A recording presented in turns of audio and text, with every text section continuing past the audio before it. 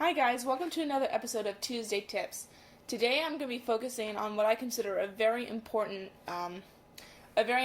tip that I consider pretty much essential for animation. So, I'm not quite sure how to explain this, but it's the tip for today. Let me just write down this. Oh wait, I need to write down Tuesday tip. So the tip for today basically has to do with how a certain motion would affect another part of the same said object. I'm not quite sure how to say this, but the easiest way I can do this is probably just describing it to you by examples. It's going to be kind of difficult to do this, but I learned it at least to the best extent I could possibly, and then I just kind of want to give you guys a little bit of what I've learned about it. So number one, basically about the bones. This all really has to do with animals, so I'm going to show you, man, this is really hard to explain. So basically I'm going to make a new tab here.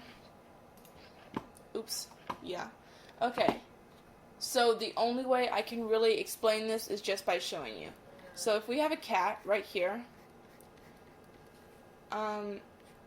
yeah, okay, sorry, give me a second. Just need to draw this. It's gonna be a quick sketch. So as I'm drawing this, I'll tell you guys, basically, what I'm kind of trying to say here is that the skeleton works as like a huge connected machine.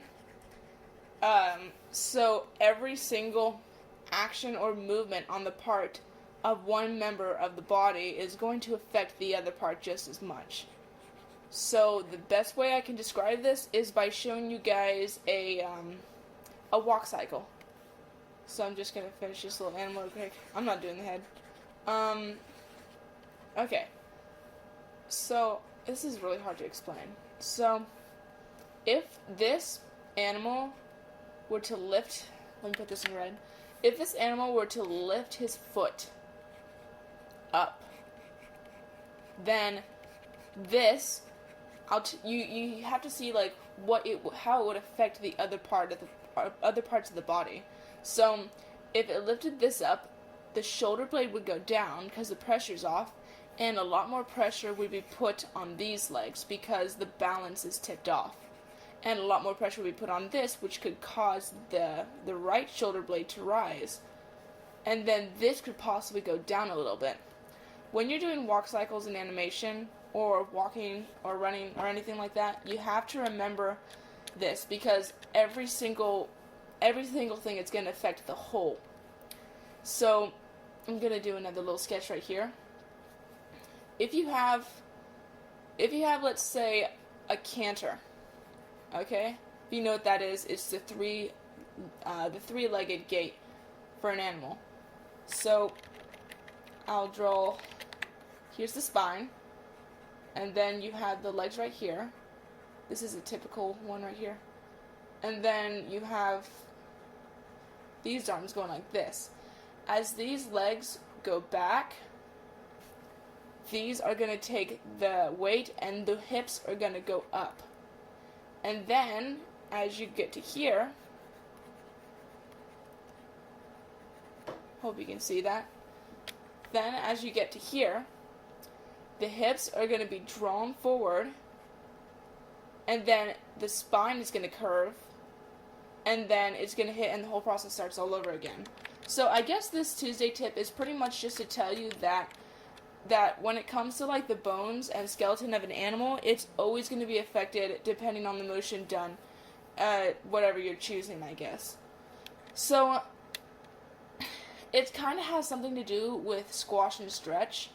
It might even be a subcategory, or it might actually even be squash and stretch. But basically, if you don't do this, if you don't consider the animal as a whole, and if you just focus on a certain part of the body, then your animation is going to look rigid and unrealistic.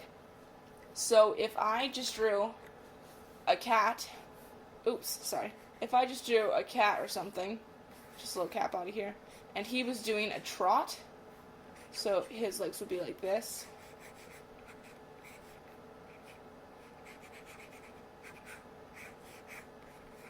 And if he was doing a trot, if I kept the spine perfectly straight, it would look very awkward and really just not an overall good animation. But if I considered that the whole spine goes up and that the hip bones are working as the legs are pumping, and the same with the shoulder blades, then it's going to give me a lot better, a lot more fluid animation, if that's the word. It's just really important to do this. And also, another tip I would like to say before I end this video is number 2. This is kind of aiding what I just said, but basically, you do not want to forget about a body part in an animal that you're animating. If you look back in my channel to some of my old animations, you'll see how I did this. I have an animation where a lion is like jumping and it does a somersault or something like that, but as it's turning around, it looked kind of like this, because the animal was just like flying through the air. As it was turning, as this was going this way, I had forgotten about the feet, so they started doing what I call the jiggle effect, where they were basically flying all over the place, because they weren't following a set arc of motion, and thus I didn't really know where to put them. So by forgetting a certain part of an animal, you can very easily mess up the whole animation. And as always, if you want fluidity in your animation, you have to remember the body as a whole.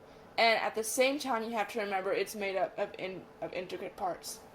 So, is there anything else I can add to this tutorial? Okay, one last thing I'd say is never forget about the head. If you keep the head still, it's going to look really awkward. What you need to do is, if you're doing gaits or anything like that, study the gaits and see for each animal what their head is doing. Because, for a horse, for example, if they're galloping, their head is going to be continuously going up and down, like this. It'll be up and then down again. Continuously, with the head going forward, the mouth open, and nostrils blaring, or whatever. But you have to remember that, because if you forget where the head is, it's just gonna destroy the whole effect of the animation. Alright, this one was actually shorter than my last one, but I came up with this on the spot, so it was a bit hard to describe and explain, but I hope you kind of got the gist of the idea. Anyways, please subscribe for more content, and I hope to see you next time. Again, comment down below in the comment section what tips you would like to maybe to feature in the next videos. For now, we are doing just animation, but any tips that you have may be used in future videos, maybe after we're done with animation and go into drawing. So please don't hesitate to do that. Anyways, I will see you all later. Thank you for joining me. Bye.